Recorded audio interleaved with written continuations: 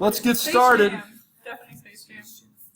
I don't think I can use this. Oh, you can't use that. You just That's have okay. to scroll. I know what I'm doing. Is this a mouse? All right, let's No. get going. Okay, this will be quick, I promise. So, my research topic was Hitler and Mussolini and how the two built off each other, because Hitler was greatly inspired by fascism and all of the things happening in Italy. So, yeah, they were like friends. Shocker. So, fascism was the internet said a rightist regime, a lot of sources did, but I know Dr. Snyder puts it on the left under communism and Nazism, so if you'd like to discuss that with him, that is what he believes. But it was a regime that was a strong nationalist power, and they had radical ideas like better working conditions and like against the influence of the Catholic Church, and they they weren't really a strong presence. They formed after World War I, and Mussolini was the leader. But they were just kind of like disorganized riots in the street and scattered violence. And Mussolini said fascism wants power and it will have it. And that instigated the March on Rome, which is how they got power. They marched and like sieged Rome, and the king at the time was like, he was worried. He's like, Mussolini seems like the lesser of all the evils trying to take over right now, so I'll give him power. Which got him crowned as Il Duce, if that's how you say it, which means the leader. El Duce, over a new fascist Italy, and this gave him all the room to tighten his control, to take over, and to implement strong fascist ideals. So, the rise of Nazism, as we gotta love the internet, as we all know, hopefully, at this point in the course, we know how Nazism has risen, but... I've met a few Yahtzee Nazis.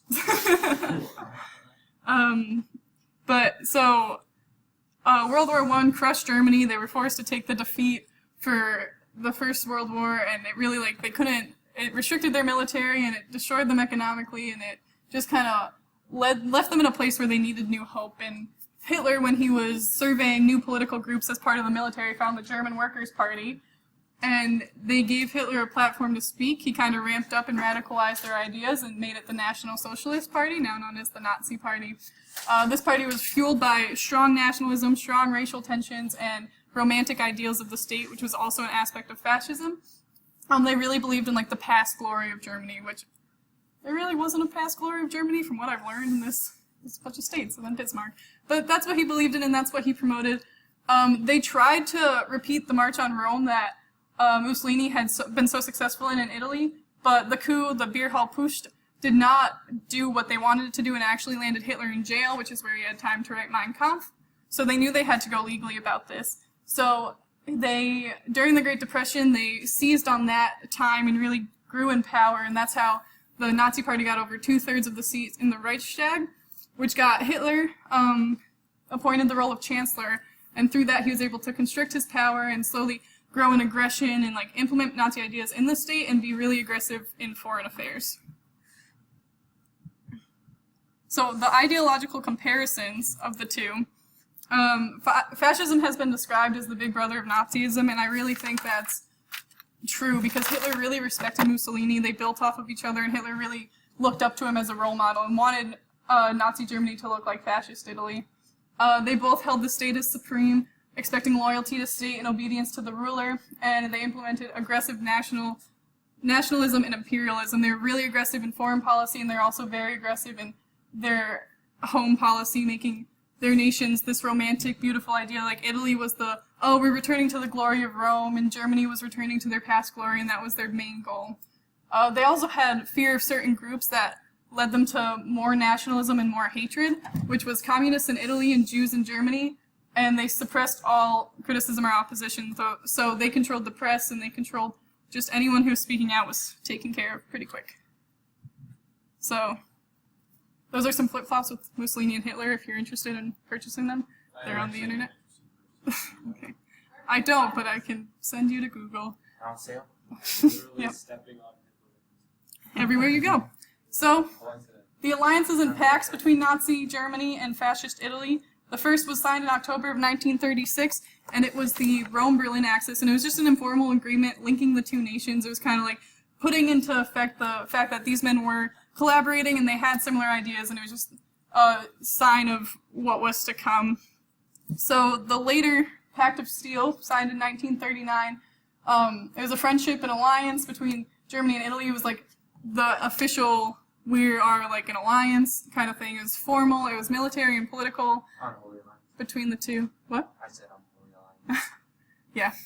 And so that was signed in May, and then, yeah, the Tripartite Pact, aka the Berlin Pact, was a defensive military alliance between Germany, Japan, and Italy, and it really set up World War II, putting the sides in for that. And they were trying to scare America through this pact because they felt that America wouldn't really want to step in against these forces, and they're like, hey, neutral America, stay out of this.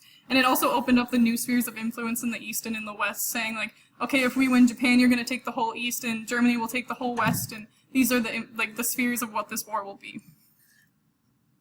So, I firmly believe that these two built off each other, and I think Hitler gleaned a lot of his ideas and policies off Mussolini. I think Hitler could have done what he was going to do without the inspiration of Mussolini, but I think Mussolini was a huge help to him and in his policies. So, yeah, Hitler and Mussolini.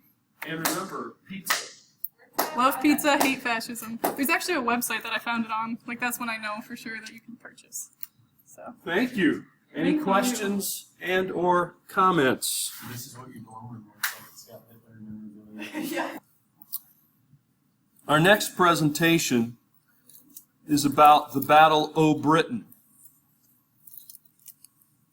And Mark, who has starred and directed and produced and written and edited and a documentary on Battle of Britain. Yeah, see. All right. He's not going to talk about Battle of Britain. Do you want a timer? Don't worry, I have my own time. Okay. Okay, I did my research paper on the Battle of Britain.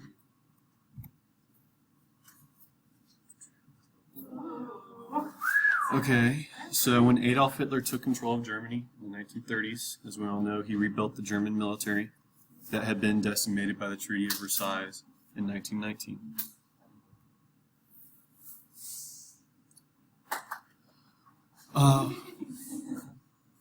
Once he began his conquest of Europe, he steadily pushed his army closer and closer to France and drove the remaining British forces back to the French port of Dunkirk.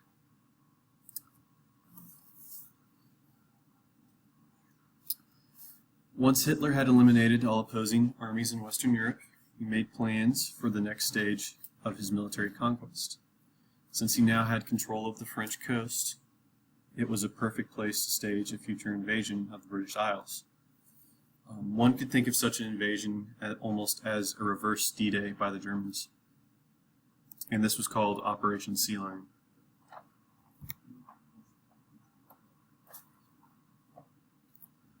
Preparation for invasion. In order for Operation Sea Lion to be successful, Germany had to be in absolute control of the military situation. That meant before any type of crossing was to be made from France to England, the German military needed to ensure that there was nothing to threaten their troops and equipment as they crossed the English Channel. They realized, quite similar to the Allies on D-Day in 1944, that in order to have the greatest chance of victory, they must have complete control of the skies.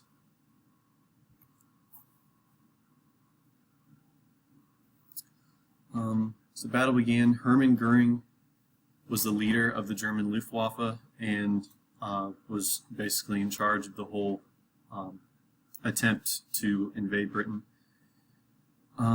He was confident that the victory over the British Royal Air Force could be easily achieved.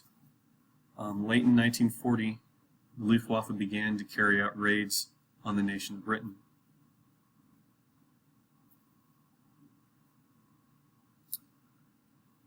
Firepower. The British had two main fighters, the Hurricane and the Spitfire. These aircraft were tame compared to their German counterparts that they ended up having to face over the skies of England in 1940.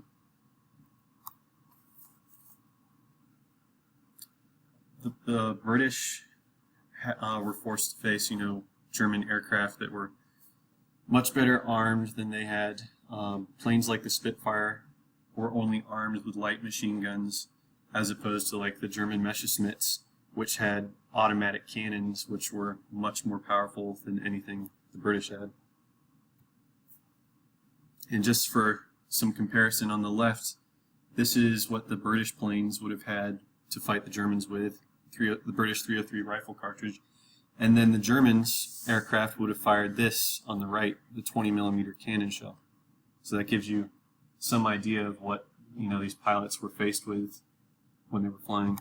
That's not fair, It's not. but it's war. It's, Life. life isn't fair.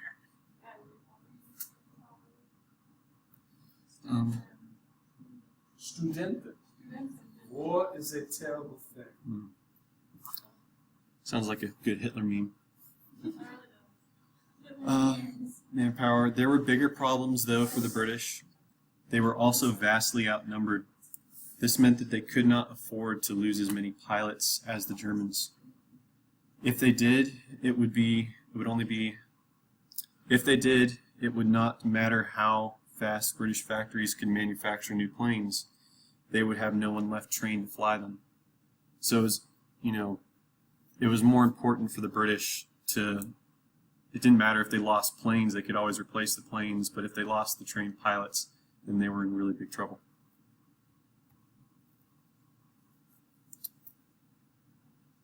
The bombing of London, the Battle of Britain started out with bombings that were not specifically targeted at highly populated areas in England.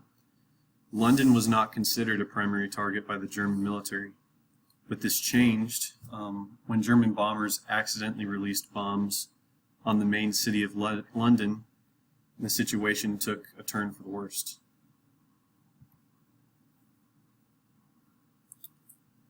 In retaliation for this attack, Churchill ordered British bombers to also attack the German capital of Berlin.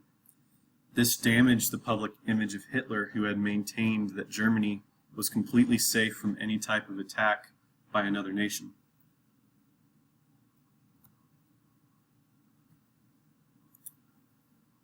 After the bombing of Berlin, Hitler had the Luftwaffe focus all of its bombings on civilian targets to break the will of the British people.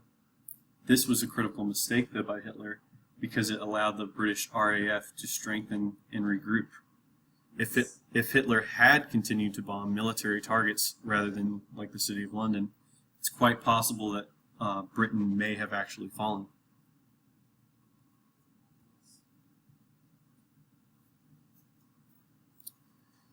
British citizens, life in London, British citizens were forced to take shelter anywhere they could during Hitler's bombings. Some people built makeshift shelters at their homes, while others sheltered in subway stations that were deep underground and protected from any type of bombing.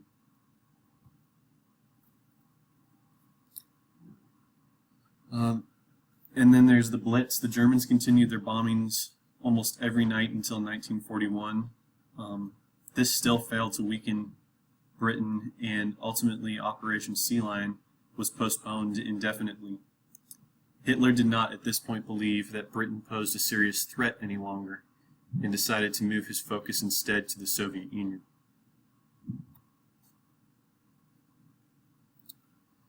And in conclusion, the Battle of Britain did not have a very well-defined ending. It was more or less ended as the fighting in the skies dissipated. It was now time for people like Churchill to gather support from the Allies so the fight could be continued. Why is everyone laughing? Okay, any questions? Is that it? Questions? All right. Certainly, let us hear your question. His real name was Frida. What? Frida. No, it was like Art short or something. Arthur, I believe. Artie Shaw. Now, while I still can pretend I have your attention, let me make a couple of announcements, and then we'll go to our next presentation. First of all, of course, remember this evening, you are invited to my house. The Eastern Front will be our focus next, and what is going on with Germany and the Nazis. So remember, we'll see if we have one more day next week for presentations, and we'll try to finish them all up then. If not, of course, we can always meet during final exam week. All right, here you go. Good evening. Which button is forward again? The one on the right. Okay. So, today I'm going to tell you about how Adolf Hitler failed the war on the Eastern Front against the Soviet Union. So, in 1941, the Wehrmacht had forces tied down across North Africa and Europe. Of course, they were fighting the British in North Africa, and they were also around occupying parts of Europe they had conquered. And the Luftwaffe had just recently lost many pilots and resources during the Battle of Britain, which significantly reduced their efficiency. Despite this, Adolf Hitler believed that they would easily defeat the Red Army because of Joseph Stalin's purges. And it wasn't entirely far-fetched, because his purges had psychologically shaken the Red Army, because he had just ordered so many generals and officers just to be executed that they were just afraid. It was said that just the sight of the military police was enough to make them freeze up, because they all thought, oh, it means I'm going to get arrested and sent to a gulag somewhere. And because of this, Stalin's generals were afraid to use strategies that he did not approve of, even if it would have been highly effective against the Germans. And at this time, Hitler also appointed himself the supreme commander of the Wehrmacht based off of his leadership principle, which was basically his personal rule that says anything that happens, even at the tiniest level, must be approved by me first. And at this point, success had gone to his head, as he pretty much believed that the Wehrmacht's achievements thus far had been of his own genius, and had no real input from any of his other generals. And of course, he also believed that his soldiers would be totally unstoppable, as evidenced by his quote that nothing is impossible for the German soldier. And just recently, the Red Army had been humiliated in the Winter War against Finland, so he also thought that they had a fighting chance. Now, the first thing to note about the war on the Eastern Front is that it was a race war, or Rassenkrieg, which Hitler planned it to be from the very beginning. He wanted to completely wipe out the Slavs living in the Soviet Union so that Aryans could settle the fertile farmland when it was all gone. And he issued what was called the Commissar Order that dictated that the Wehrmacht would essentially ignore all international law to complete the plan. And thus, Red Army political officers, card-carrying communists, and Jewish males were all shot on sight as partisans. And, of course, starvation was their main weapon. They would just straight steal crops and ship them back to Germany, or they just burn the crops, leave no food for the already poor, starving citizens of the Soviet Union who had been starved by their already terrible dictator. And from what I've been able to gather from my research, the idea of a race war so effectively dehumanized the citizens of the Soviet Union that the soldiers of the German army basically had no moral opposition to the war crimes that they were so blatantly inflicted on them. Apparently only the tiniest minority of German officers actually protested this, and they were quickly shot down. Probably literally. And of course, during the Nuremberg trials when the war was over, many German officers pled ignorance to all the terrible things they did everywhere, really.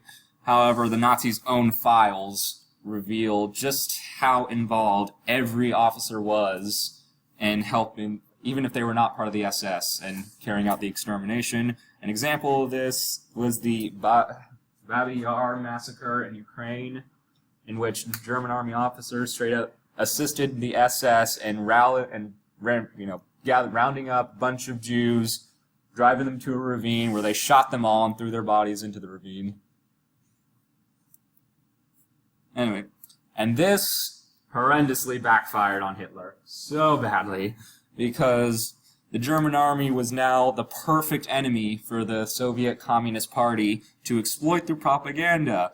Of course, they demonized the Germans, but they barely even had to, or invoke any Marxist and Leninist ideology. They just had to stir up the people's patriotism, because the Germans were just, and really, all the Axis forces, which included Romanians, were just massacring all these Soviet citizens for no reason other than the fact that, based on racism, really.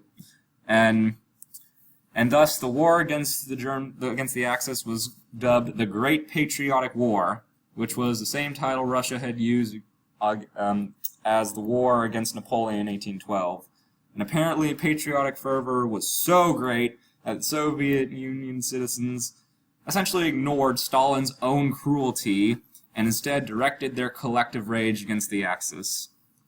Ironically, Hitler's race war had inspired frenetic resistance from the very people who initially welcomed his soldiers as liberators. In fact, apparently in the early days of the war on the Eastern Front, entire volunteer militia divisions were wiped out because they just kept charging. But even after that, partisans would be a major thorn in the German side throughout the whole war. And here you can see a bunch of posters for the army. I like this one. It's like the Uncle Sam poster, the Soviet Uncle Sam saying, "I want you." And then there's that one that basically says, "The motherland calls." And this is a map of Operation Barbarossa, which was the Axis plan of invasion. They basically, I know it's kind of hard to tell, but they have 3 army groups going in 3 directions. They have one going to Leningrad, one going to Moscow, and one going to Kiev. Anyway, so Operation Barbarossa began on June 22nd, 1941, but cracks began to show as early as July. One of these cracks is that the Soviet Union was just really, really freaking huge. And pockets of the Red Army could be completely passed by without the Axis even realizing they had passed them, and then they'd be attacked seemingly out of nowhere. And the Axis army groups were initially able to swiftly advance and encircle entire Soviet divisions near a number of major cities. This was partially because Stalin refused to act, because he refused to believe that Hitler would break their non-aggression pact.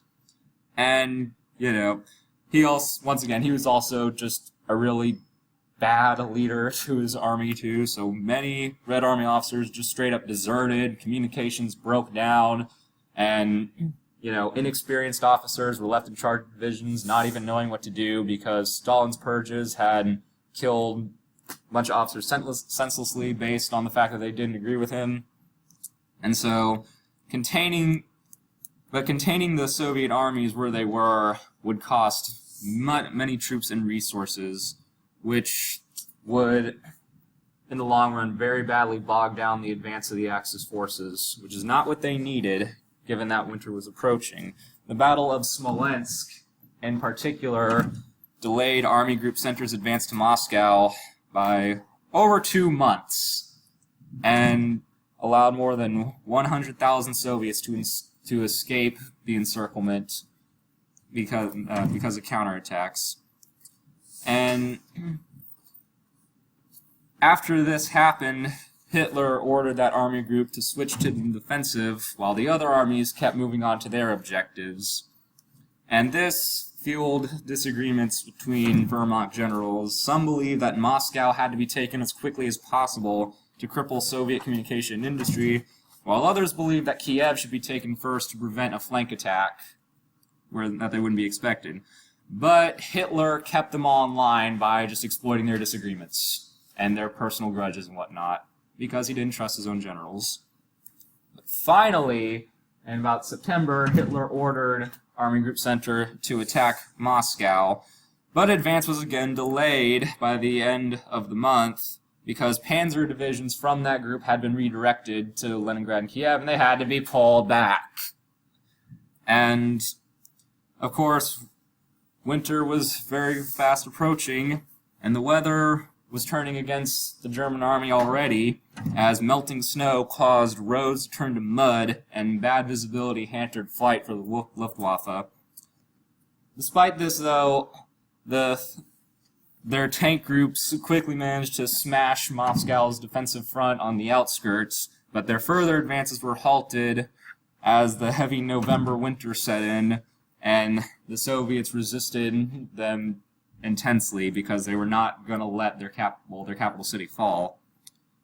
And the winter gets really heavy in Russia, even in November, and it caused tank engines to freeze and frostbite to spread among infantry. It was so bad that German soldiers straight up referred to their unit citations as the Order of the Frozen Flesh.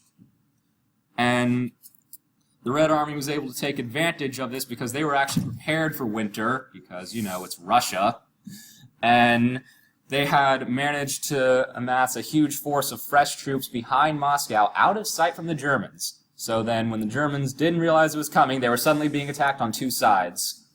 And, of course, thus their attempt to take Moscow had been pushed back. Okay, we'll have to pause here, because we're out of time, and we'll pick this up on Wednesday. Okay. Okay? So we will see you then.